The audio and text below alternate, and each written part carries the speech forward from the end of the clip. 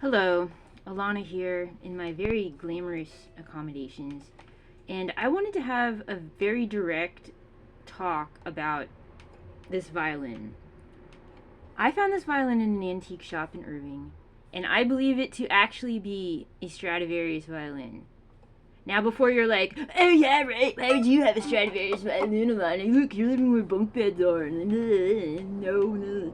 Which is everybody's knee-jerk reaction because people are profoundly negative these days. I'd like you to hear me out. Now, the label says Stradivarius in a very old style of paper. You know that I know about antiques and things, and I have an eye for this kind of thing. Let's see if we can get a shot of it.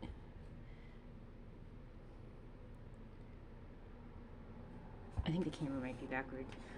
It says Stradivarius. The date penciled in or penned in or whatever is 1741, which is after Stradivari died.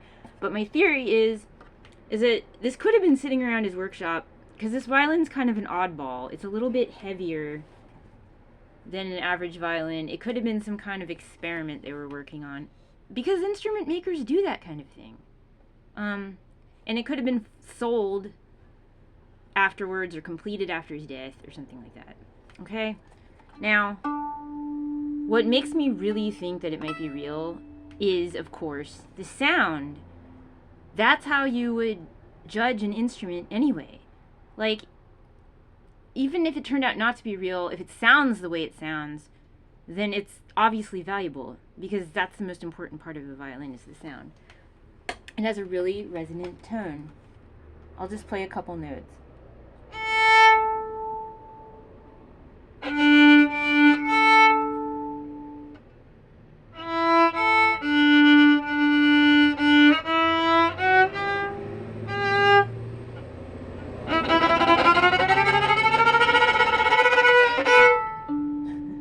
Showing off, but like, I'll just try to. The microphone on this tablet is not the best, but.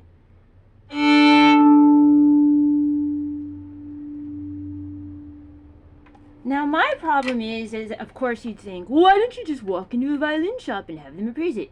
I'll tell you, I tried to do that, and the reason that doesn't work is because the violin industry is almost mafia-esque, and it's very controlled, and there's people in power, and there's all these games that go along with it.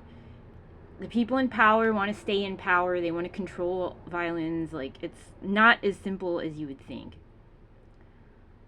They might not tell you the truth. I had this bow, it still needs to be restrung, and when I walked into a shop in New York, they're like, oh, let me throw this bow away for you because it's worthless. It's an antique bow and it's not worthless. I'm not stupid. They were lying. So that's the problem. I would have to find someone that I trusted to show this to, that I knew wasn't going to lie to me. But that being said, I never really just sat down and said, hey world, what do you think? I have a Stradivarius. It's me, Alana the artist. I would end up with one, wouldn't I? The angel, artist, whatever. If anyone ended up with a Stradivarius, it would probably be me, like something like this happening. Doesn't anybody care? Like, I feel like I've had this thing for like over a year. Almost, it'll be 2 years in spring. Why does no one care about this? Stop for a moment and care that there might be another Stradivarius violin floating around in the world that has not been discovered. When I bought it, the case hadn't been opened in years. The violin was covered in dust. All the rosins and everything were all like old. Yeah, the camera is backwards. They were all old, like every single one of them. It was like a time capsule. You know, all the it was old. It wasn't. No one had played this in a really long time.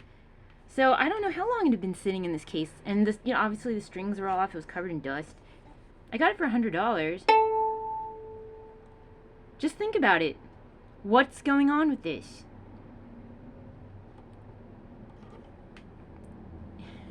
I'd like to know.